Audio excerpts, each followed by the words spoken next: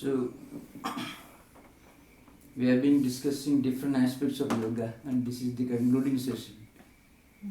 And of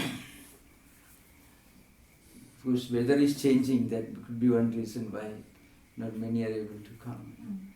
But if you have got any subjects to suggest, we'll discuss the topic. Otherwise, I shall go back to the concluding part of this discussion. Those who have been listening, if you have any topic which you want me to clarify, to describe more elaborately, you can just.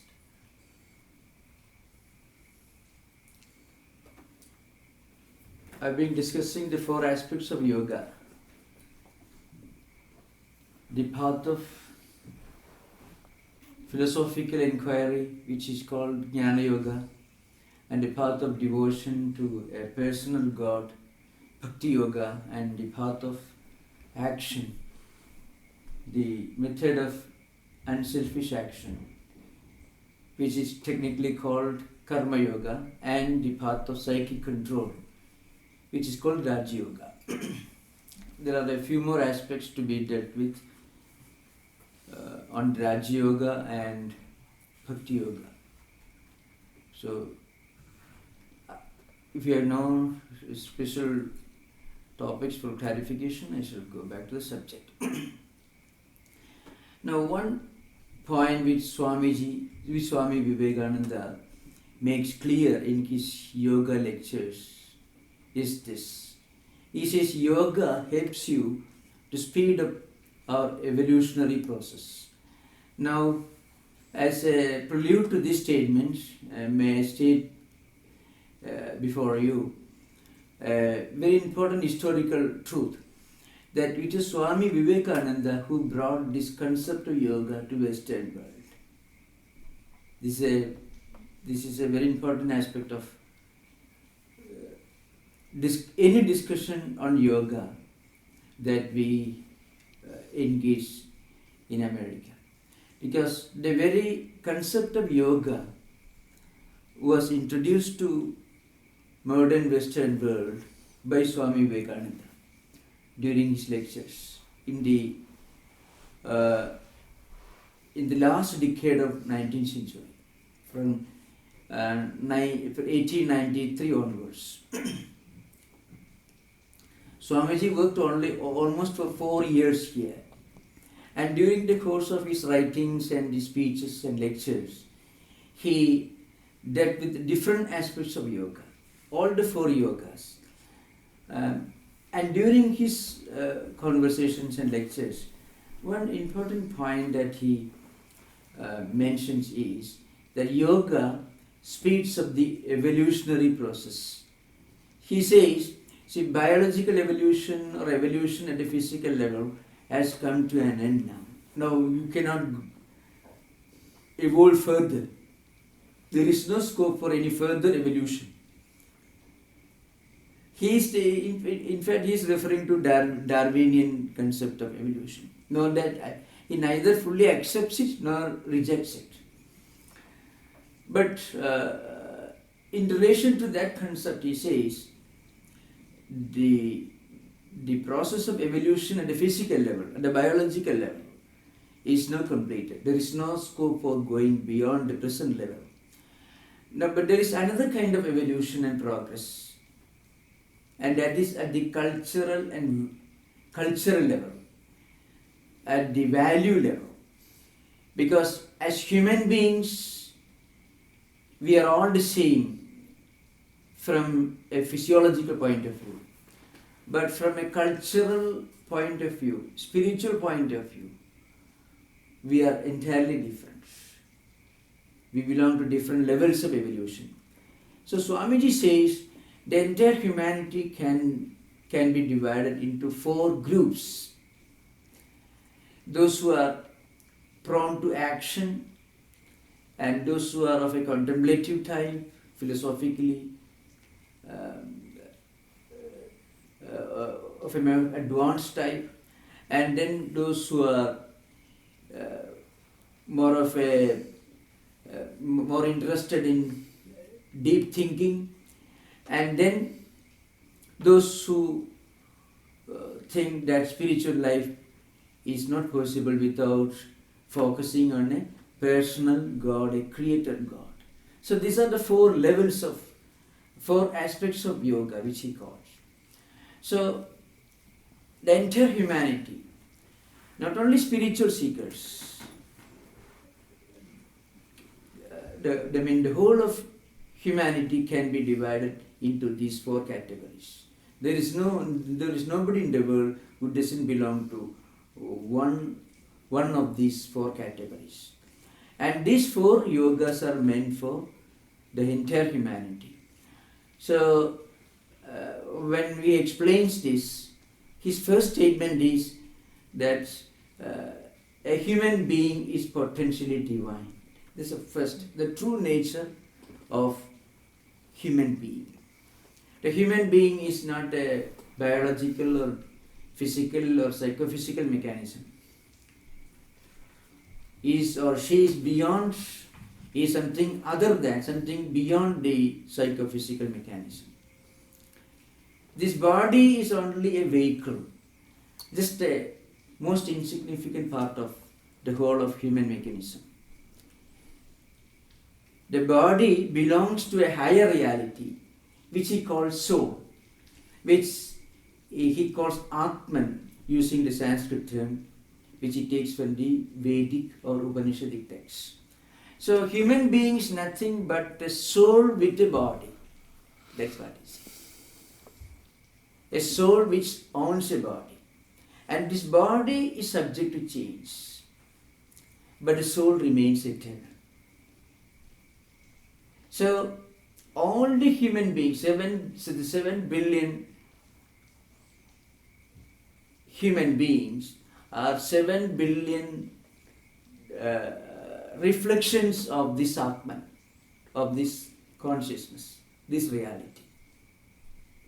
So Atman is the one reality which is immanent in all beings, which is all-pervading, which is omnipresent, which is transcendental, and which never perishes.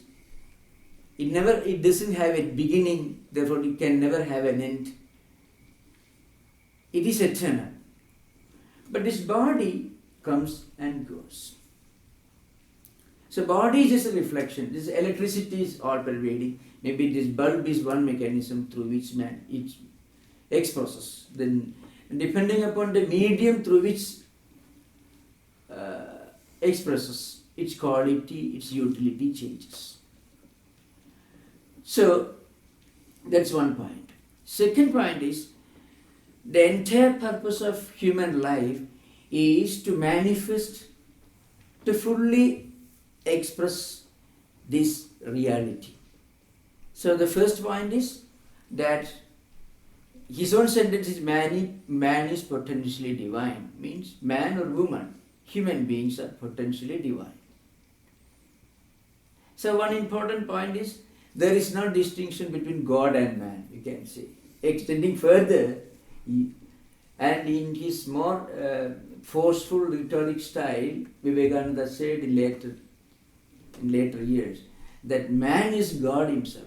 It may look quite blasphemous or sacrilegious on the face of it. But why? Because God is the reality, the spiritual reality, and this godly divine spirit is manifest in all living beings. Then why are we so different from our idea of God, our idea of the divine, the consciousness? That's because we are not aware of it. So there is, on the one hand, there is the truth, the reality that we are potentially divine. On the other hand, there is the reality that we are not aware of it. We are ignorant of it. Now he says, the purpose of religion is to create this awareness within us, to manifest this awareness within us. And this is possible through 4 different paths. which he calls 4 different yogas. So when we are selfish in our actions, in the performance of duties and responsibilities, we are not aware of the divine reality within us. So if we become unselfish in all our actions, then we start manifesting this inner potential divinity through the process of action. It is called Karma Yoga. This is what I was trying to explain earlier. So we have to connect this in this manner. First, but you have to remember, when Vivekananda speaks of a God or a divine, you should not confuse his idea of God with the monotheistic concept of a creator God who creates his world and sits apart from this world. His idea of a God is the divine principle which is immanent, omnipresent and transcendental. This is the idea which is all-pervading. It is a God, the divine, which is present everywhere. So there is no question of belief or non-belief or accepting or non-accepting or anything. It is that everyone should try to manifest this divinity within. That this is possible even without the help of religion, even with the help of organized religions. And this manifestation of the inner potential is what he defines as the true core, the true essence of the core of religion, which he calls spirituality. And then the third important point is he defines religion as spirituality. It's a very, very important point that we read. But it is a, those of you who may be students of history of religions, or comparative study of religions, you'll be struck by the fact Vivekananda was practically giving in altogether a new revolutionary concept of religion and spirituality and God. So world was concerned.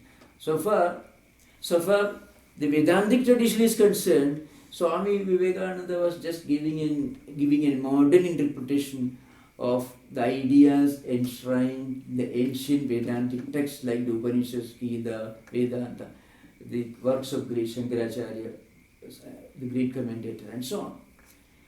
He was just giving a new interpretation in modern English language. That's what it is. But so far as the world was concerned, it was a new revolutionary concept. Just think of the age in which Swami Vivekananda brought this idea of yoga to Western world. His first speech took place in 1893, September 11. That's the first half of the last decade of 19th century. And that was a particular age, a very peculiar age. Any student of religion or history of religion or comparative religion will be surprised at the revolutionary change that he brought about in the history of religions. One point was, that was an age when religion was slowly taking a back seat in the intellectual discussions of educated people. People started looking upon religion as something essentially dogmatic, based on some psychological obsessions. You believe in this particular entity who creates this world, who rewards you, who punishes you according to your actions with hell or heaven and so on. So that was the idea of God which was prevalent during those days. And then Karl Marx came and he said this religion is anti-humanistic, and he gave one blow. Then Darwin came, he said this religion doesn't agree with the discoveries of modern science and technology. And many modern thinkers, neo-positivists and others, and modern scientists and technologists, so they all started challenging this belief system, which stressed the fact that God is the creator of the world, and that God is the one who rewards you if you obey Him and punishes you if you disobey Him. If He punishes, He sends you to hell, and if He rewards, He sends you to heaven, and so on. Now, in this intellectual historical scene, Swami Vivekananda brought this concept of yoga. And he said, while interpreting yoga, he said, religion is not faith, religion is not just belief, religion is not doctrine or dogmas. Belief either in a book or in a priestcraft or in a temple or a church or any place of worship, nothing. These are all helpful in religious life. Religion is not opposed to this. Religion may include all this, but religion goes beyond that. And then he said, religion is spirituality. Religion is the translation of the universal spiritual ideas into the totality of our existence. And it should reflect in our actions, in our beliefs, in every aspect of our daily existence. So he said, religion is a manifestation of divinity already in man. It's a very, very simple, but it is a revolutionary definition which he gave to religion. See, religion is the manifestation of divinity already in man. So, on the one hand, the whole definition is built upon the concept that a human being is basically divine. And what is divinity? Divinity is God himself. So, this divinity is inherent in all living beings. You don't have to seek it outside of you. When you turn your inquiry inward, then when you try to express and manifest the divinity by good actions, good feelings, good thoughts, and holy living, then this religion really begins in our life, it enters our life, then it becomes a part of our life, then it is spirituality. It is not faith or belief or anything, or dogmas or anything. But you have to remember, he doesn't deny the role of beliefs, concepts, rituals, either going to temple, church, or any place of worship, holy books. All these do have a place in religious life. He doesn't reject them outright, not at all. But these only constitute the essence of religion. Vivekananda's words, if I may quote, they constitute the kindergarten of spiritual life. It's a very famous statement.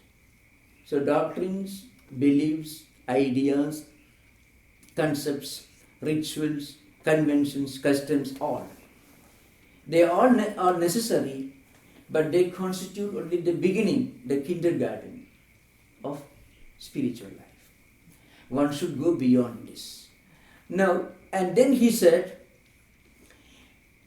the gradual manifestation of this inner divinity is the true purpose, the true goal, the real scope of religion and spirituality. And this is possible either by practicing karma yoga, which I already explained, the path of unselfish action, karma yoga, or through philosophical inquiry. What is the true nature of my personality? Who am I in reality? What's the meaning of life and what's the meaning of existence? What is the origin of the universe?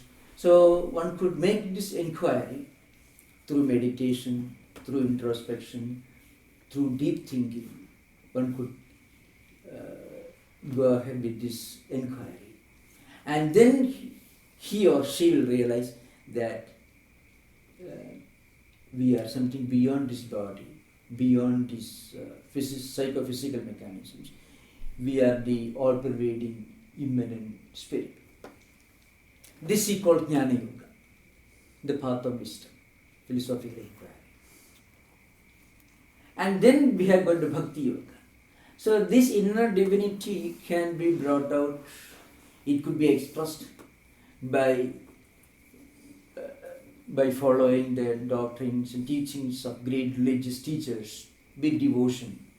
We can pray to a God, we can worship a God, we can read sacred scriptures with great devotion and concentration.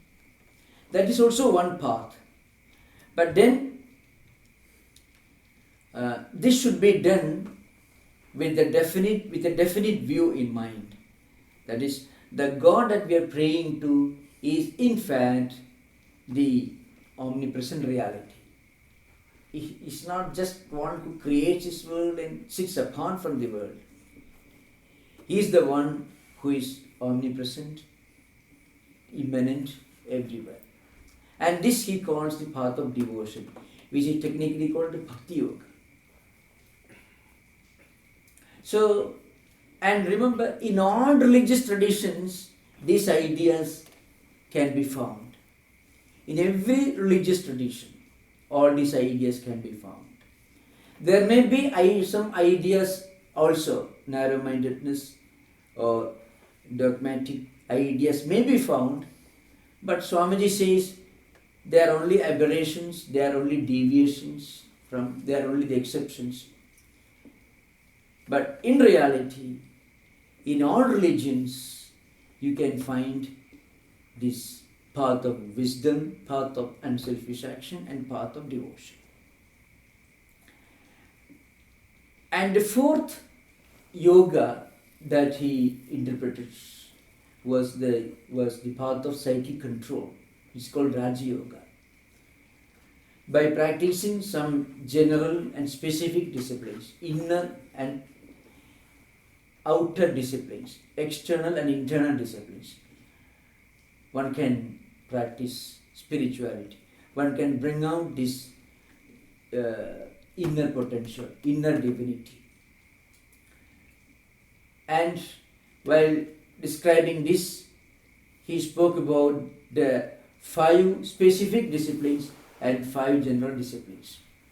See, non-violence, truthfulness, then absence of greed, absence of desire for things which belong to others, then purity, chastity, and then complete freedom from any selfish desire for things that do not belong to us. All these are general disciplines which one could follow. Non-violence is not just abstinence from violent actions. Non-violence is altogether an attitude of mind, an attitude of our life, a philosophy of life. We should be completely free from any violent thought, emotion, deed or anything. And then keeping the mind, word, deed, actions, everything on a straight line. Speaking what we have in mind, and doing things in accordance with our words and thoughts. So thought, word and deed, they should be in a single line, which is called truthfulness. And inner contentment, absence of greed. And then 5 specific disciplines: contentment, purity, then the habit of reading sacred books, feeding our mind with holy ideas, spiritually elevating ideas, and then a general, friendly, universal, tolerant attitude towards the entire creation. These are the disciplines which are helpful in the path of psychic control, so Raja Yoga. So these are the 4 paths. And if we sincerely follow these 4 paths, we can gradually evolve in the path of spiritual life. Now, here again, Swami Vivekananda, by interpreting the yoga, said there are 4 levels of evolution in spiritual life. And he says this can be found in all religious traditions. It is not special or peculiar to Vedantic tradition or to yoga tradition. He said, at the grossest level, at the primary level, we follow certain customs, conventions and practices. See, a person goes to a particular place of worship according to the religious tradition into which he is born, in which he was trained right from his early days. Accordingly, he may read certain books, he may believe in certain customs and conventions, and accordingly, weekly or daily, he may follow certain mechanical practices, going to a place of worship, etc. Belief in a dogma, in doctrine, in what is called, in certain traditionally transmitted belief systems. This is very good, but this is only the primary stage in the evolutionary process of any spiritual seeker. And he says the problem with humanity is this is very often looked upon as the end of yogic life, of spiritual life. In fact, it is only the beginning of spiritual life. Belief in a particular customs, a set of traditions, dogmas and doctrines may be necessary, may be helpful even, because they keep our mind close to some transcendental ideas. That's true. But at this stage, there is always a distance between a seeker and his goal. He has not started manifesting the inner divinity within. He has only entered the first stage of the evolutionary process.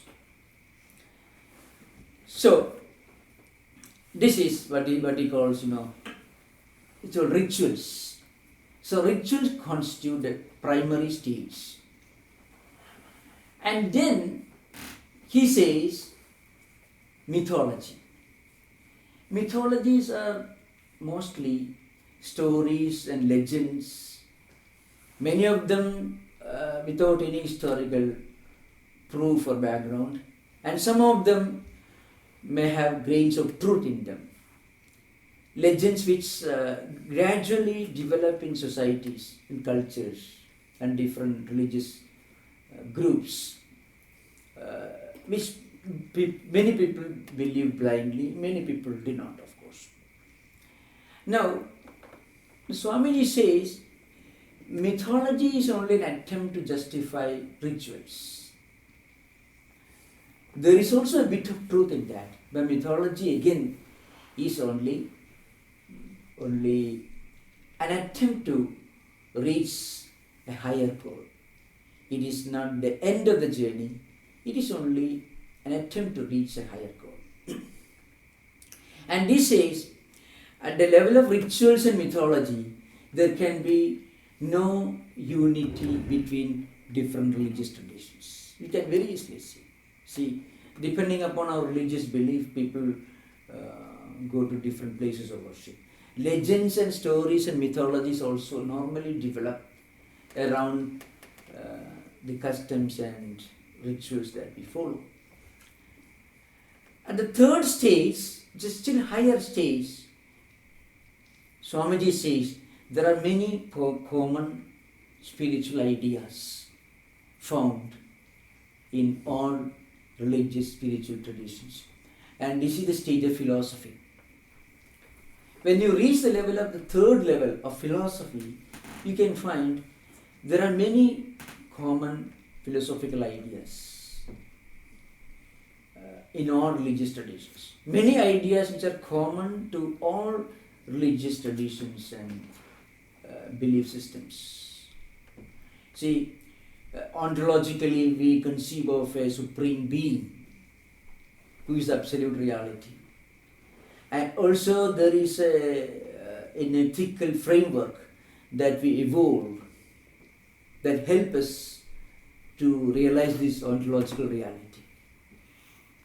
So in certain ideas in relation to metaphysics, ontology or ethics, or even in epistemology, the theory of knowledge, the proofs that we use to establish a doctrine. In all these ideas, you find there are many commonalities. There are Many of these ideas are common to various religious traditions and belief systems. Here also, there is not complete unity. There are differences between different religious spiritual traditions, even at the philosophical level, but there are many ideas which are common to all religious and philosophical ideas which are common to all faith systems.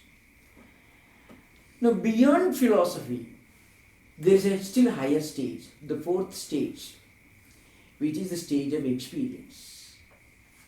And Swami Vivekananda stresses the point, when a spiritual seeker transcends the first three stages of rituals, mythology and philosophy and reaches the level of inner experience, the real experience, the stage in which he or she manifests the inner divinity within, at that stage there is complete unity, because all liberated souls, all spiritually elevated persons speak of the same experience. Maybe the language, the phraseology, the vocabulary they may use in expressing these ideas may differ, but the inner content is the same. And according to Swami Vivekananda, to reach this level of experience, we have these four paths: the path of action, the path of wisdom, the path of devotion, and the path of psychic control. Depending upon our own temperament, we can reach this level of the highest intuitive experience. So, I was trying to explain during the last 5 classes, and even earlier also in the 10 classes on the Upanishads, how different spiritual seekers, depending upon their temperament, can follow one, two, all the four, or at least one of these paths, and can reach the supreme goal. This was the gist of what I was trying to explain during the last few classes.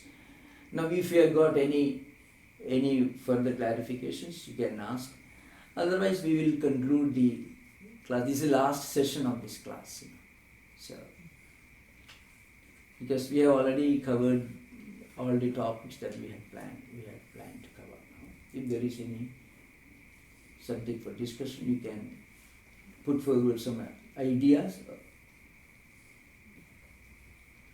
in a general way.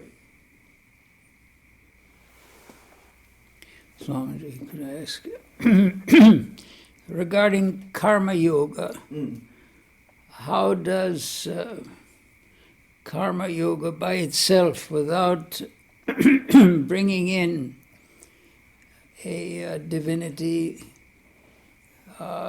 without bringing in metaphysics, how does karma yoga manage to reach that highest state? Yes. Of course, from one point of view, we will find if you follow any one of these four paths, you will be simultaneously following some aspects of the other three paths as well. You cannot approach these four paths as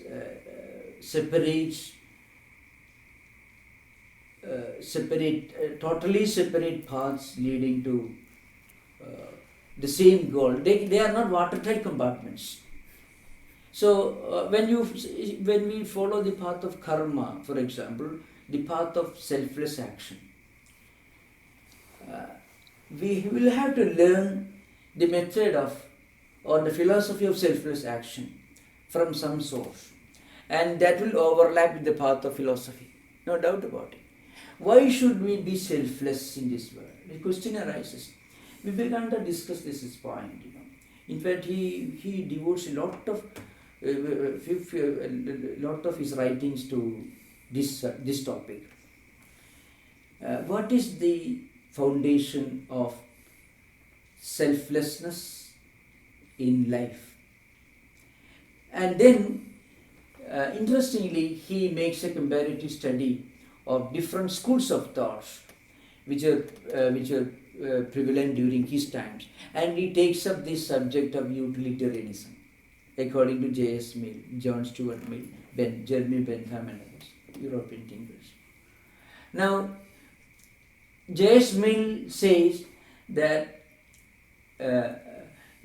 any action which brings maximum amount of pleasure, happiness, empirical happiness to maximum number of people is valid. So the validity or the relevance of any action should be judged on the basis of the amount of pleasure, amount of practical benefit it brings to people. Now, if you take this idea, there is no scope for karma yoga, the path of selfless action. Because selfishness is very beneficial, apparently. From a superficial point of view, selfishness is the most practical, the most result-oriented, and the most useful policy, approach towards actions. And unselfishness involves a lot of uncertainties. Apparently, unselfishness doesn't produce any immediate result. Selfish action very often produce immediate result. So utilitarian theory cannot be the basis of ethics, that is. Then what is the basis of ethics in selfless action?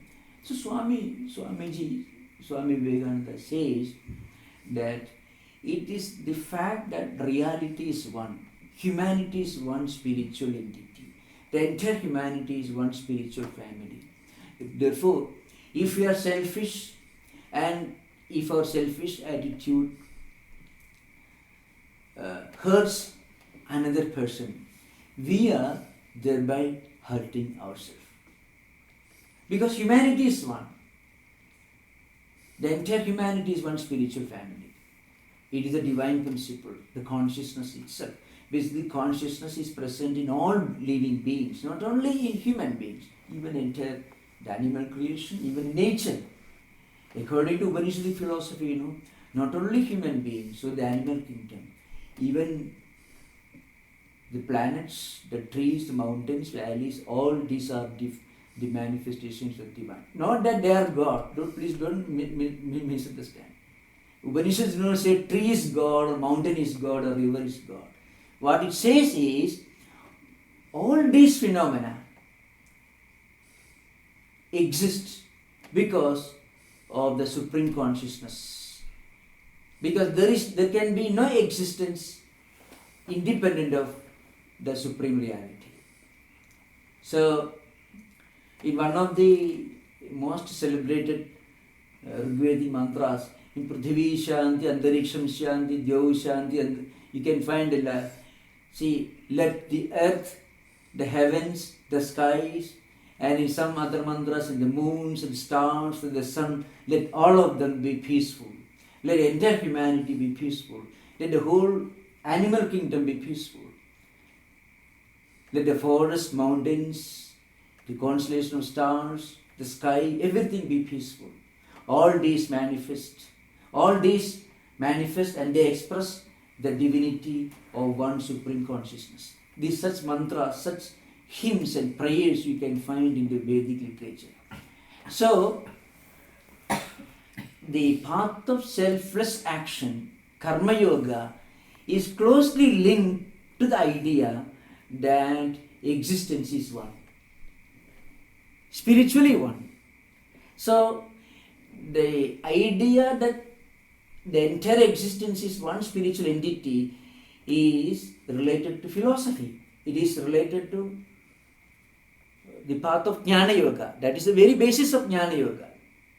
But so, each yoga is linked to the other three yogas as well. You cannot follow one path independently.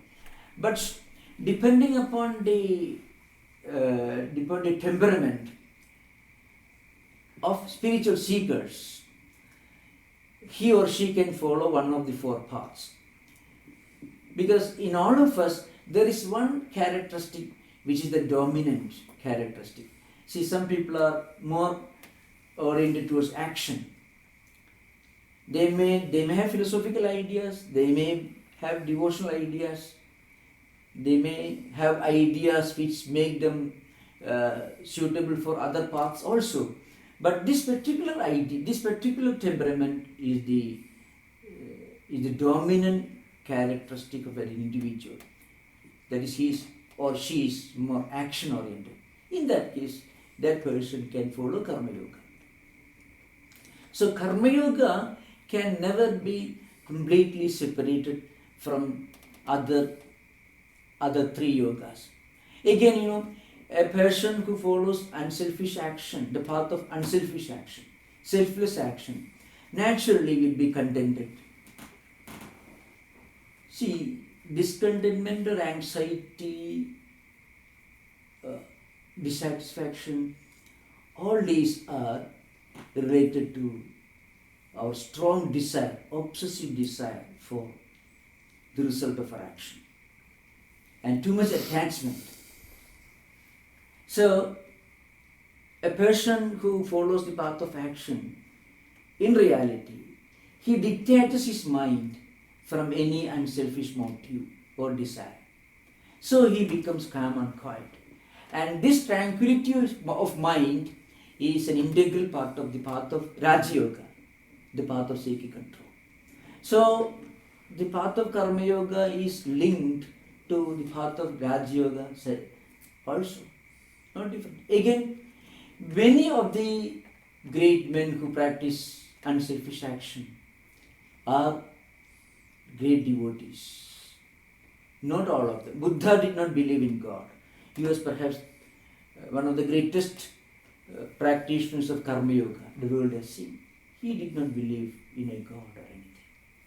But there have been great Karma Yoga, like Gandhi. He was a great believer in God. So there have been great men who followed the path of Karma Yoga. They were also great devotees.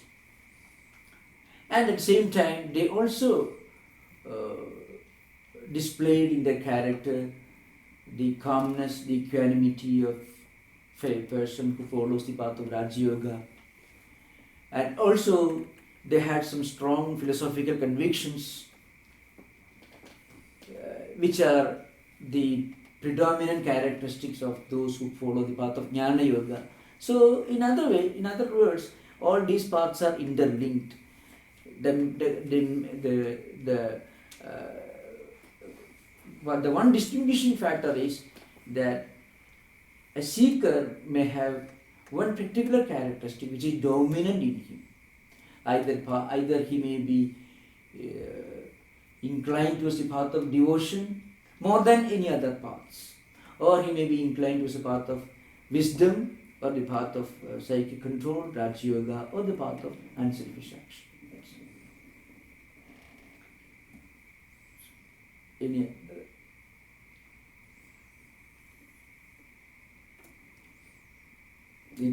point of discussion?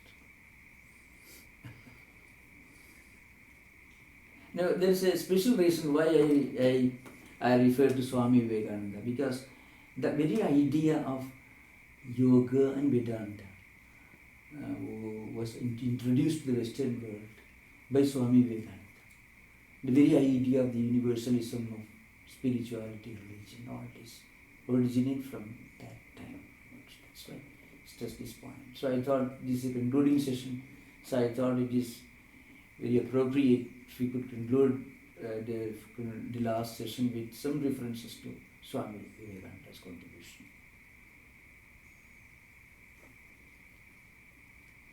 Swamiji, is there an assumption that somewhere in the our practice of yoga, whichever yoga it is there an assumption that somewhere along that path something will come in to bring a new light? In other words, that there is an entry of course, if you believe in God, you think it's God that is appearing to you. But in any of these yogas, at some point, is it true that this something spiritual, that is to say, not physical, not psychological, some other element enters and changes the scene? Yes. In all the 4 yogas, there is one important element which we start experiencing within.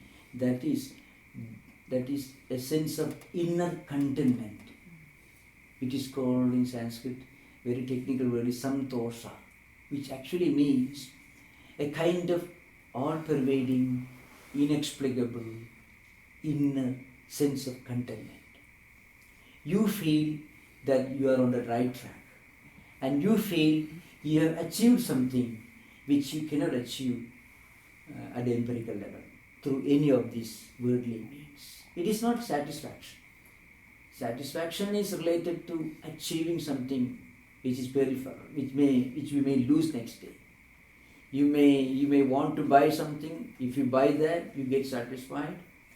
But then if it's a furniture, that furniture gets damaged, that satisfaction goes. But here there's an inner sense of contentment, blissfulness. As you enter the path of any of the 4 yogas, and as you sincerely follow and you travel some distance, as you progress a little, slowly you feel a kind of inner contentment. You won't be interested in anything else. You feel an inner feeling that we are on the right track. You find this even in the writings of some of the great mystics, some of you may be Philokalia, or all that, find an inner contentment. Brother Lawrence books. In India's Vedantic devotional literature, there are scores of works which describe the experiences of great devotees who felt a sense of inner contentment, an inner blissfulness, which is beyond description, beyond explanation, and which keeps them on that track for the rest of their life. You can't tempt them with any worldly rewards or anything. They won't deviate from their path. They feel that this is the right path. It's difficult to explain, but an inner sense of contentment, blissfulness. And this is common in all the 4 paths. In all the 4 paths. In fact, many of the great writers, devotional philosophers and Vedantic philosophers, they say, this is one proof that you are progressing. One important proof that you are progressing, progressing in the path of yoga is that you are not suffering from anxiety neurosis, you don't complain about the world, and you are not worried about about your own future, and you feel an inner joy. That's why spiritual life is a matter of inner joy. An unhappy expression and spirituality will not go together. That is why in the Gita, in the 12th chapter, when Lord Krishna describes the characteristics of a great devotee, the first symptom of a great devotee that he refers to is Sandushta Satadam Yogi Yatatma Dridhanishchaya. Sandushta means somebody who is always experiencing that inner joy, the inner contentment, the inner blissfulness. Santushta means. So a devotee here, a devotee or a yogi, a spiritual seeker, he may be following the path of Jnana Yoga, Karma Yoga, Bhakti Yoga, Raja Yoga, any of the yoga. He will have a sense of inner joy, contentment. Why do you worry about anything? What is there to worry about? So worry is always related to a kind of inner feeling of imperfection. You want something, that's why you are worried. So an inner want, inner dissatisfaction, an inner misery is the real cause of worry and anxiety. So the first sign of a great yogi or a great bhakta means a seeker who follows the path of yoga, the yogi, or a seeker who follows the path of devotion is a bhakta, or a seeker who follows the path of wisdom, or a seeker who follows the path of action, unselfish action, is that he will be free, completely free from any kind of anxiety, complaint, dissatisfaction. So an all-pervading inner sense of joy and contentment is the first sign of a spiritual seeker. Again, I can explain this in the light of one incident in the life of Vivekananda. So, Swami Vivekananda lived in America for many years. So, once one of his hosts asked him, Vivekananda was very free, he was always in a state of ecstasy most of the time when he gave lectures, when he presented his papers, important sessions, or when he took classes for his disciples. He was always in a state of ecstatic joy. And now, in those days, the senior theologians and religious thinkers, they were supposed to be always they were always supposed to have a grim expression on their face, no nonsense attitude, always serious, not cutting jokes or anything in their talks or lectures. They were supposed to have always a very serious expression on their face. 19th century we were talking about.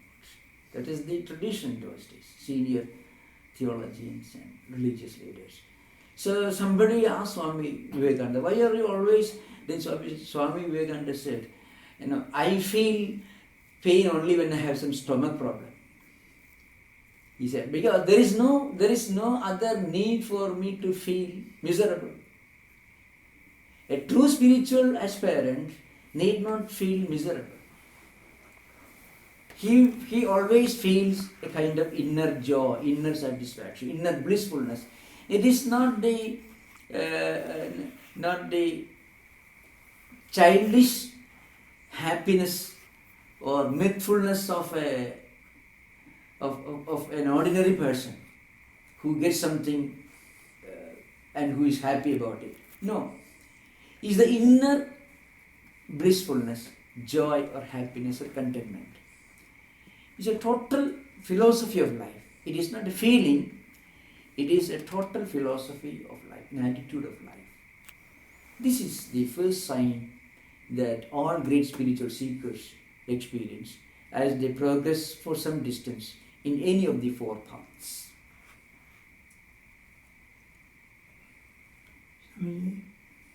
Regarding from Vedananda's question, regarding from Vedananda's question, does not Vivekananda say that every selfish action puts one more bondage on the soul? Every unselfish action. Yes. So that explains that. Yes. Every unselfish action removes a bond. So yes. when the bonds are removed, you are free. Yeah. In fact, as you get freed from the chains that bind you, the previous karmas, you feel more and more joy. What our devotee is referring to is this. Swami Vivekananda said that every unselfish action has the effect of liberating you from the shackles that bind you to your old karmas, old actions and old memories. So it releases you from another bondage. Every unselfish action leads to your liberation from one or other binding shackles. That's the idea.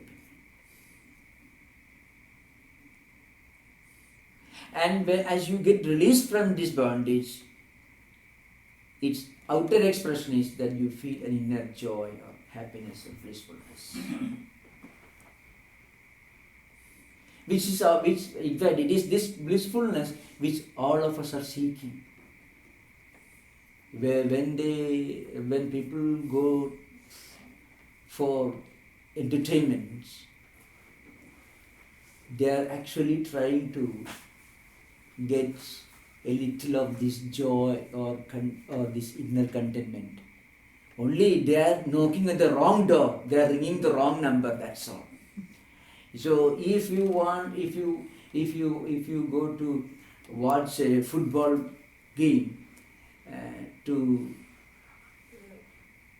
enjoy a little, to have a little enjoyment, you do not realize at that moment that the joy which the football game gives you will not be everlasting. Once the game is over, the old condition will return. But that we forget when we go for it. So consciously or unconsciously, every human effort to transcend the empirical, the visible, is an unconscious search for this inner joy or contentment. But instead of turning towards any of the four yogas, we are only turning towards the wrong directions. We are trying to seek this eternal joy or blissfulness in places and things which cannot give us this. That's all. But we forget that. This is what is happening. When you read poetry, when you are actually trying to forget, we are trying to go beyond the present empirical. It gives you liberation for the time being, but then it cannot give you eternal peace or happiness. The previous condition will return to the mind, but that we don't remember at that moment. So these four yogas are actually the four royal paths which anyone can follow. But there are certain prerequisites, certain inner and outer disciplines that we have to follow, which will lead us to eternal peace and blissfulness. So, if anyone feels that inner joy after traveling some distance along the route, along this path, it only shows that he is on the right track, he is progressing.